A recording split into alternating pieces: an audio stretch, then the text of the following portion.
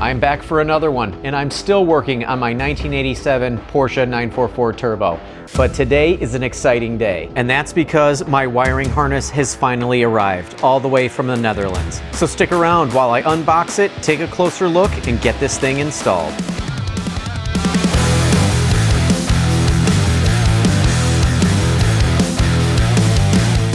Welcome back to the channel. I appreciate you tuning in. Like I said in the intro, today is an exciting day. My Kroon wiring harness has arrived. Woohoo! And so has my new air oil separator. So let's open these up, get them checked out, and get them in the car.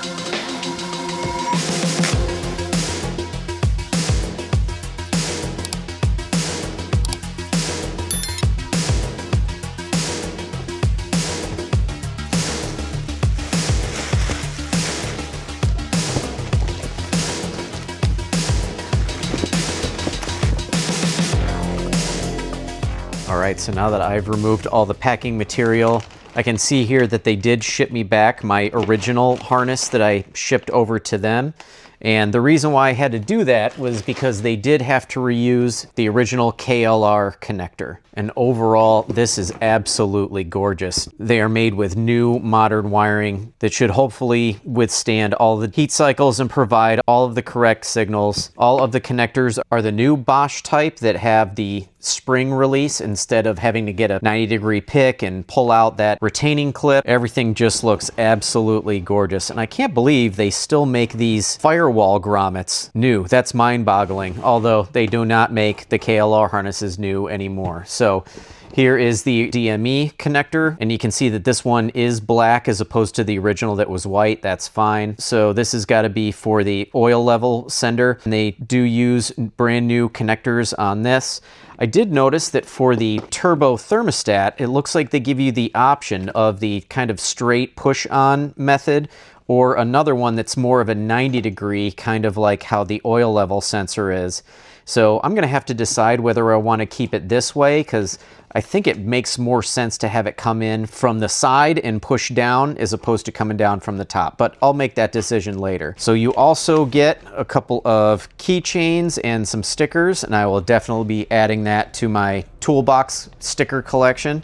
So overall, I'm extremely happy. The total time it took for me to ship my old harness over to the Netherlands for them to assemble and ship this back and arrive at my door was about 8 calendar days.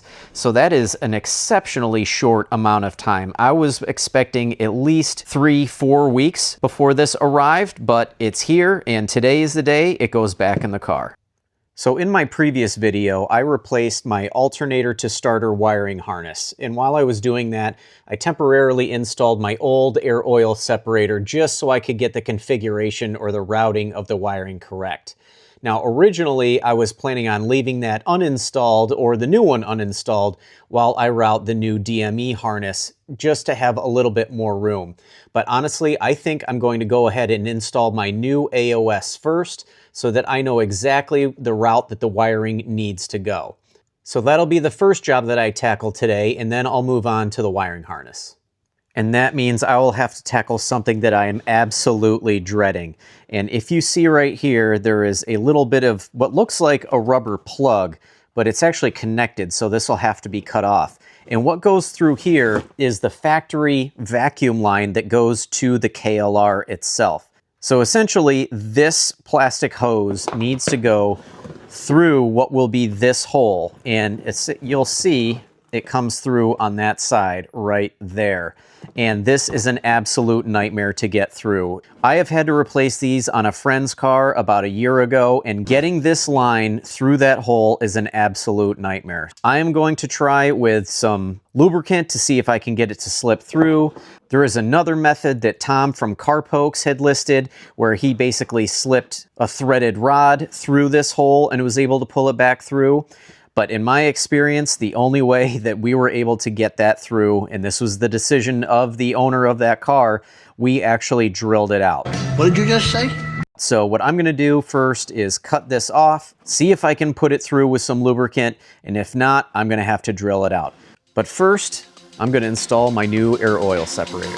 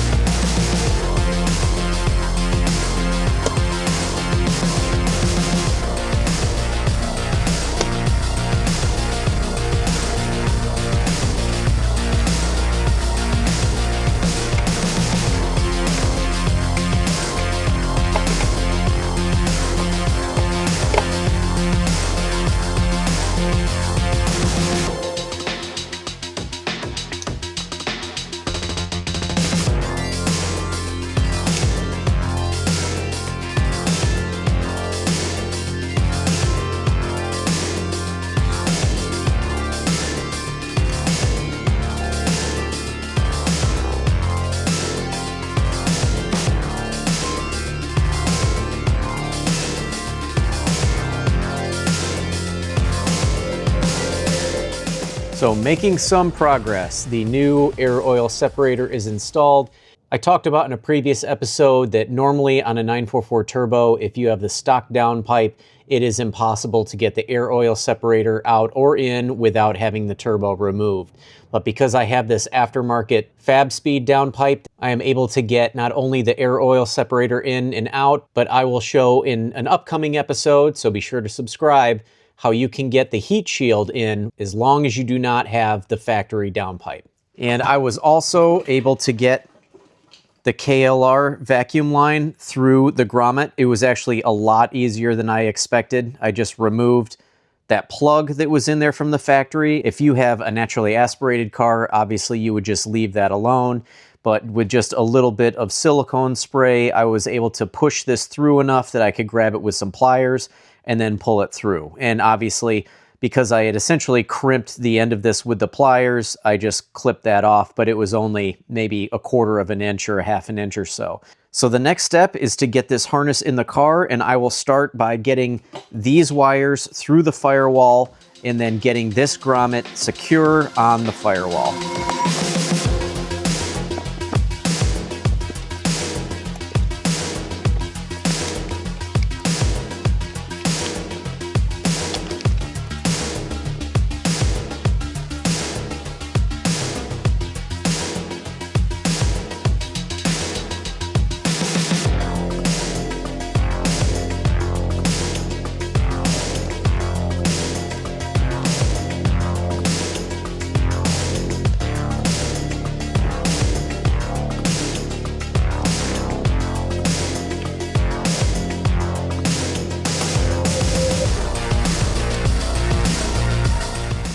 So I have the wiring harness routed through the firewall, and I have that grommet that basically attaches the harness to the firewall.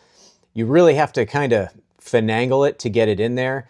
I like to thank Tom Grimaldi for giving me a tip when he installed his to use some dielectric grease around that grommet. It really helps it slide in, and I know I would have struggled a little bit more had I not have that. So it is all set, at least that portion of the install from the engine bay side, and I'll swing around and show you what it looks like under the dash. So hopefully the lighting will be decent enough under here for you guys, but here you can see there is the KLR connector, there's the DME connector, and everything is back in place. I haven't connected anything yet. Probably going to get the engine bay all routed and get all of those lines sorted, and then I'll come back around and get everything connected under here. So in my opinion, the worst of this job is done. I have the DME harness fed through the firewall. That grommet is secured in the firewall, and I'm going to leave the inside of the car until after everything else is done. And next, I'm going to tackle what is probably going to be the second hardest part of this job. And that is routing all of this along the outside of the firewall, getting the ground wires connected, and then getting the wiring that has to come here along the firewall and route under these brake lines all situated. So I'm going to get on that. I'll try to film as much as I can. So follow along and we'll get this done.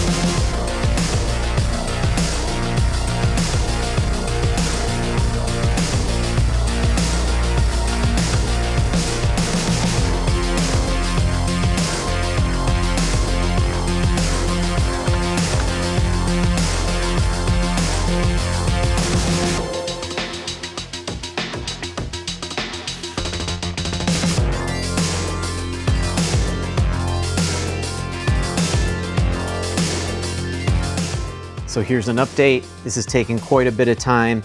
but I have the wiring harness connected to the body wiring harness, or the harness that goes through the firewall and into the car, into the fuse box, etc. I also have it connected to the diagnostic port. This thing was an absolute nightmare to get in. I really don't know how they did it from the factory. I actually had to cut a couple of notches.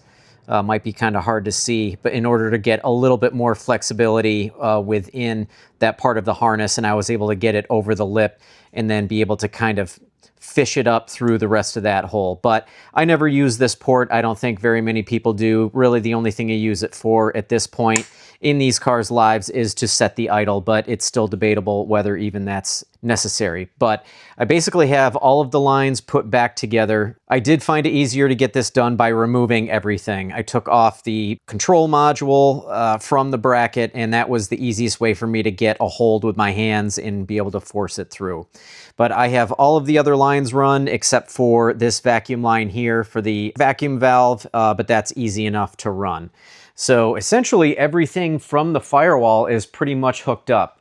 I do want to go in and tighten, you can see down in there, the ground wires. So I want to get those tightened down and then get this kind of moved into a position where it'll be easiest to route everything. It's a little bit difficult since this is brand new.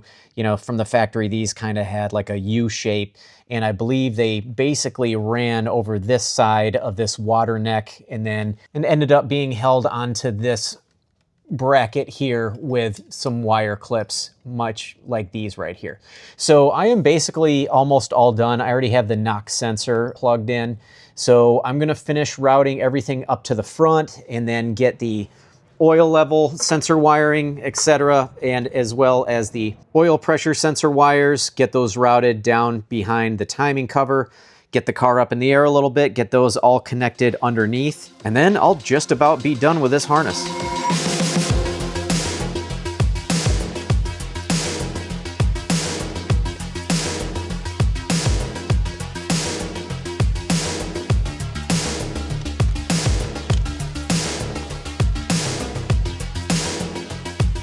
I am underneath the car and my phone died, which means my video died, but I was able to get a lot done. So here you can see that I have the oil pressure sending unit all connected, as well as the oil level sending unit connected. So I also took care of hooking up the power steering line to the power steering pump. So basically almost everything is done underneath the car. The only thing that is left under here is when I reconnect the heat shield for the air oil separator, which is over on the driver's side of the car. But next steps is to get the top side of the motor completed for that wire harness. And once I get that taken care of, the wiring harness job is done. Now that I'm back on the top side, you'll see that I have the wire grommet connected. There is actually another one back behind the timing belt cover, right up above where the power steering pump is. There's another grommet there that I had connected. And I also put in these blue grommets that are much like the white ones, but a little bit smaller. These I got from 944 online, and they are supposed to be the original ones from Porsche, and they work pretty nicely. So the next step is for me to put the vacuum manifold in, as well as the idle control valve, and then once those are done, I think this video will be wrapped up.